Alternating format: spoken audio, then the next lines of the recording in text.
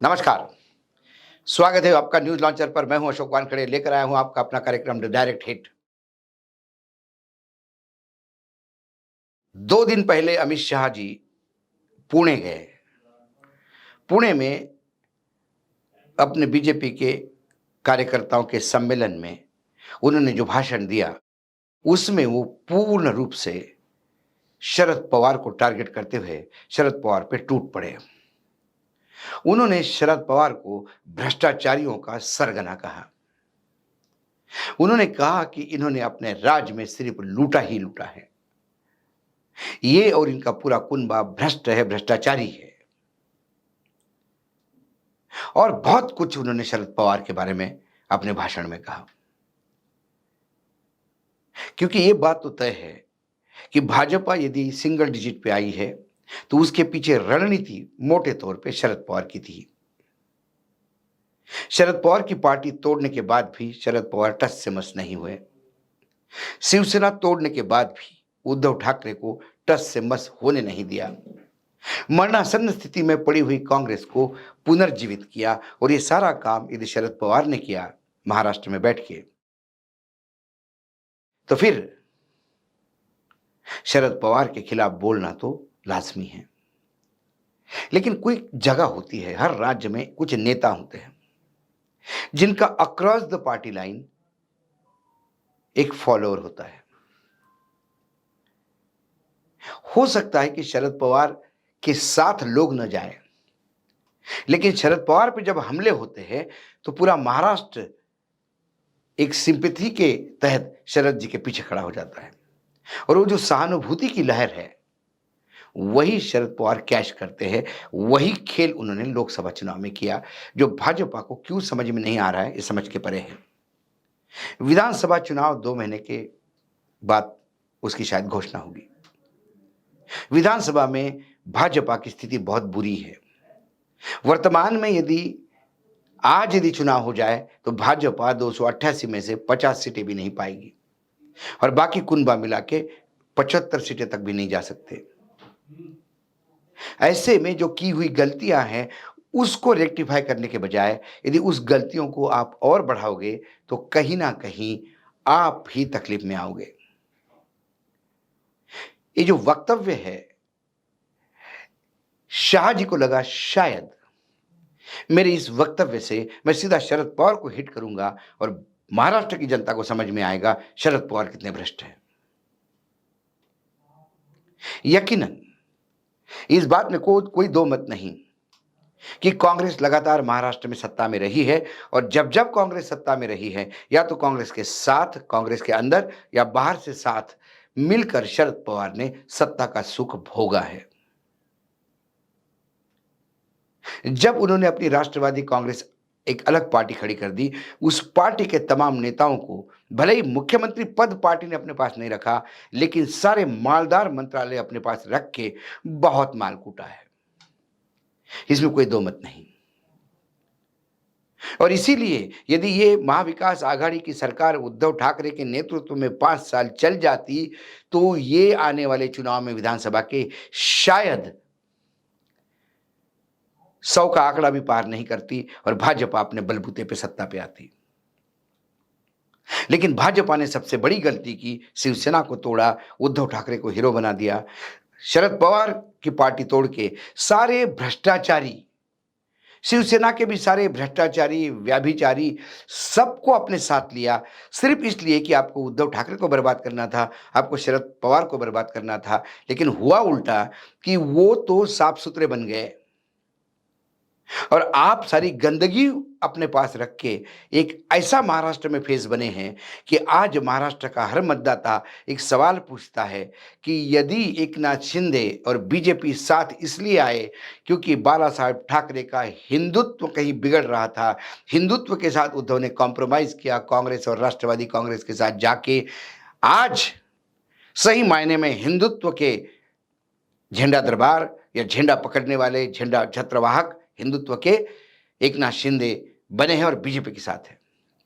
लेकिन जब अजित पवार आपके पास आ जाते हैं, तो फिर आप में और पुरानी सरकार में कोई फर्क नहीं रहता। तो हिंदुत्व का कार्ड यूज करने का या उसका उपयोग करने का नैतिकता ही आपके पास नहीं रहती और लोग भी समझ जाते हैं कि आप मुख्यमंत्री बनने के लिए गए हैं, इससे उद्धव ठाकरे के प्रति सिंपैथी और दुगनी हो गई है।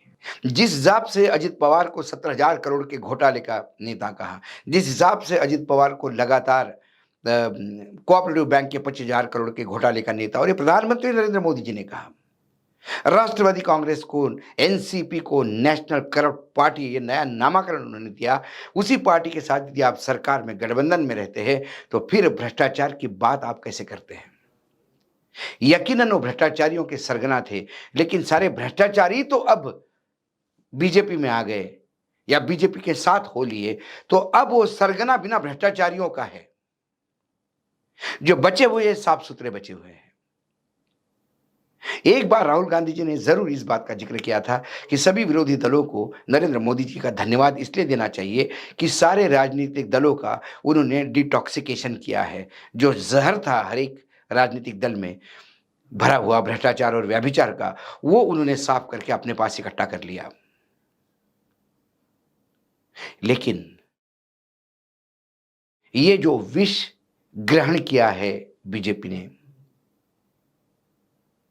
शायद अपने आप को शिव समझ के किया, लेकिन वो शिव ही थे कि जो विष को कंठ में धारण करके रोक सकते थे। अब ये विष उनके पेट तक अंदर चला गया है बीजेपी के, इसलिए खलबली मची हुई है और इसीलिए बीजेपी मृत्युशैया में पड़ी है महाराष्ट्र में। सिर्फ सिंगल डिजिट 948 में से सीटें लाना, इससे ज्यादा शर्मनाक प्रदर्शन बीजेपी का रहा हो।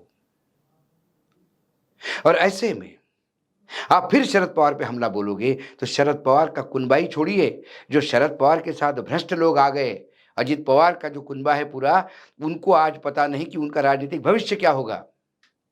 क्योंकि अजित पवार जो अपने पत्नी को चुनाव जितवा नहीं पाया, वो क्या बाकी लोगों को चुनाव जितवा पाएगा? इसलिए उनके पूरे विधायक जो 30-40 विधायक है, वो बिल्कुल ऐसे अनसर्टेनिटी के माहौल में हैं कि उन्हें पता नहीं कि हम करें तो क्या करें। इनके साथ रहते तो चुनाव हारते हैं और जाने के लिए कहीं और जगह नहीं जहां हम जाके सरकार बना सकते हैं, या कम से कम जहां जाके हम अपने चुनाव जीत सकते हैं।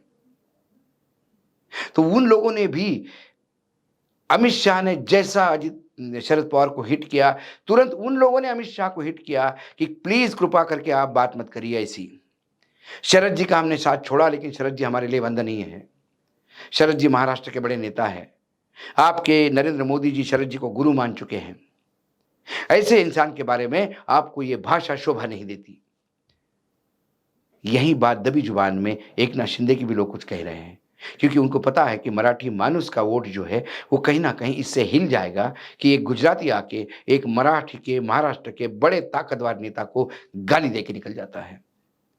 और ये गद्दारी इसलिए, ये वो कर इसलिए पा रहे हैं कि ये गद्दारों की फौज खड़ी है। ये गद्दारी का ठप्पा और लग जाता है और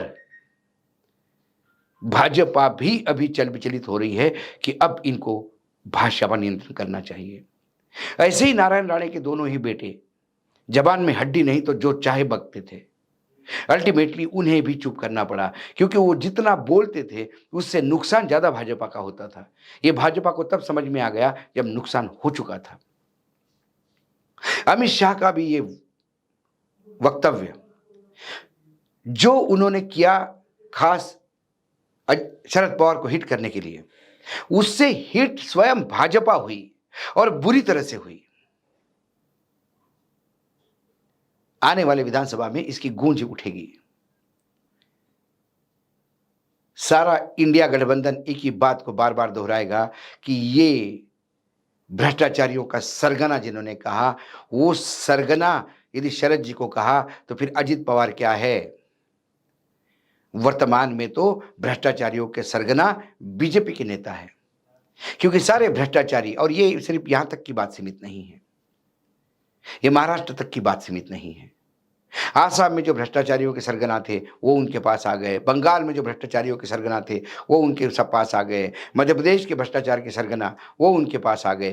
क्योंकि भ्रष्टाचारियों का भ्रष्टाचार, जो अकूट संपत्ति जमा करके जब बैठ गए, तब ईडी ने उनको पूंछ पे हाथ रख दिया और वो तुरंत बीजेपी के शरण में आ गए। बीजेपी ने उनको शरण दी, वो भाजपाई हो गए और अब अपने आप को पाक साफ कहते हैं। लेकिन भ्रष्टाचारी भ्रष्टाचारी होता है, व्याभिचारी व्याभिचारी होता है।